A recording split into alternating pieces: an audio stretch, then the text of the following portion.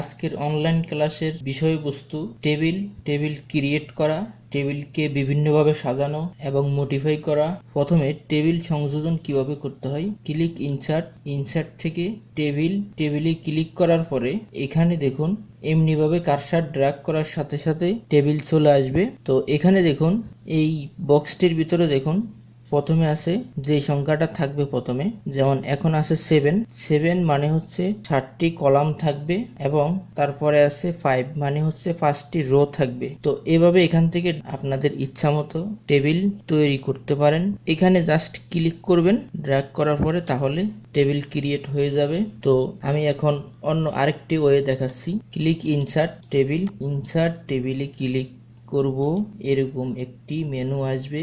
মেনুটি আসার পর এখানে নাম্বার অফ কলামস মানে হচ্ছে কয়টি কলাম নেবেন এবং নাম্বার অফ রো কয়টি রো নেবেন। 5টি কলাম 3টি রো নিলাম আপনাদের বোঝার সুবিধার্থে। যেমন ওকে, দেখুন এগুলো হচ্ছে কলাম বলা হয়, যেগুলো খাড়াভাবে আছে এগুলোকে বলা হয় কলাম, এবং যেগুলো লাম্বালাম্বি ভাবে আছে এই যে দেখতেছেন এগুলোকে বলা হয় রো।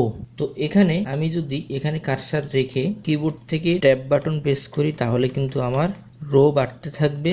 এবং অন্যভাবেও করা যায়। লেআউটে ক্লিক করার পরে এখানে এই যে অ্যাবভ দেখতেছেন, ইনসার্ট অ্যাবভ এবং ইনসার্ট বিলো এই দুটির কাজ হচ্ছে রো বাড়ানো। ইনসার্ট রাইট লেফট এই দুটোর কাজ হচ্ছে কলাম বাড়ানো। এখন আমি ডিলিট করব, ডিলিট রো কলাম। কি ডিলিট করতে চান?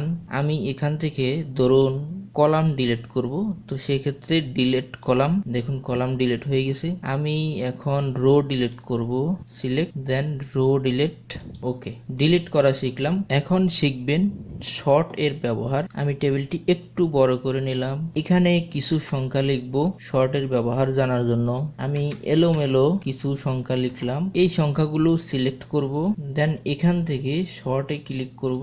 শর্টে ক্লিক করার পর এরকম একটি শর্ট মেনু আসবে, এখান থেকে অ্যাসেন্ডিং ক্লিক করে ওকে যখন দিবেন সংখ্যাগুলো ছোট থেকে বড় হবে। দেখুন আমি এলোমেলো লিখছি, এখন ছোট থেকে বড় হয়ে গেছে। আবার শর্ট ডিসেন্ডিং ওকে, এখন বড় থেকে ছোট হবে। তাহলে এই সংখ্যাগুলো সাজানো গোছানোর কাজ হচ্ছে শর্টের কাজ। এখন শিখবেন ডিজাইনের ভিতরে কি অপশন আছে। ডিজাইনে আসার পর এখানে আমি একটি গড় শেডিং থেকে একটি কালার করে দিলাম, দেখুন কালার হয়ে গেছে। এখন আমি একটি রো বা কলাম সিলেক্ট করলাম, সাথে কলামও সিলেক্ট হলো। এখন বর্ডার্সে ক্লিক করবেন, বর্ডার্স এন্ড শেডিং। এই বর্ডার এন্ড শেডিং থেকে আমরা কি শিখব, এখানে বর্ডার্স এখানে ক্লিক থাকতে হবে। দেন এখানে আসার পর আমি এই যে রো এবং কলামগুলো বর্ডার করব মানে স্টাইল করব, এই জন্য অলে ক্লিক থাকবে। এখান থেকে মোটা চিকন এগুলো করা যাবে, আমি এখান থেকে কালার করা যাবে, কালার করে দিবেন।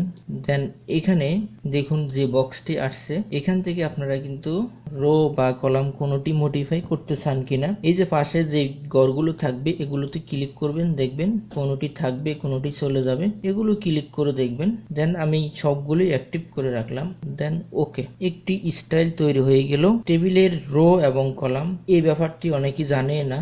টেবিলের রো এবং কলাম অনেকে যারা বেসিক জানেন, এই অপশনটি অনেকের অজানা থাকতে পারে যে আমাদের সাধারণ রো এবং কলামগুলো স্টাইল করা যায়। তো এখন দেখবেন এগুলো কিভাবে ডিলিট করতে হয়। ইরেজার ক্লিক করার সাথে সাথে এখানে ক্লিক করবেন, রো বা কলাম সেগুলো আপনি ডিলিট করে দিতে চান, জাস্ট ক্লিক করবেন চলে যাবে। এবং এগুলো যদি পুনরায় সংযোজন করতে চান তাহলে এখানে আবার ড্র টেবিল দিয়ে ড্র্যাগ করবেন, তাহলে আবার ড্র্যাগ হয়ে যাবে। তো মনে রাখবেন এই যে আমার এগুলো এখন এই বর্ডারের হয়ে গেছে। তো এটা কেন হলো, এটি হওয়ার কারণ ছিল এখানে আমাদের বর্ডার করা আছে। আবার বর্ডার এন্ড শেডিং, এখান থেকে নরমাল ক্লিক করবেন, দেন ওকে দিবেন। এখন শিখবেন একটি রো অথবা কলামের মাঝখানে কিভাবে রো কলাম অ্যাড করতে হয়। যেমন আমি এখানে ড্র অপশনে ক্লিক করে এভাবে ড্র্যাগ করলাম, দেখুন। আশা করি টেবিলের মডিফাই গুলো বুঝতে পারছেন। ভিডিওটি আপনার ভালো লাগলে অবশ্যই সাবস্ক্রাইব করবেন। ভালো থাকবেন, আজ এ পর্যন্তই।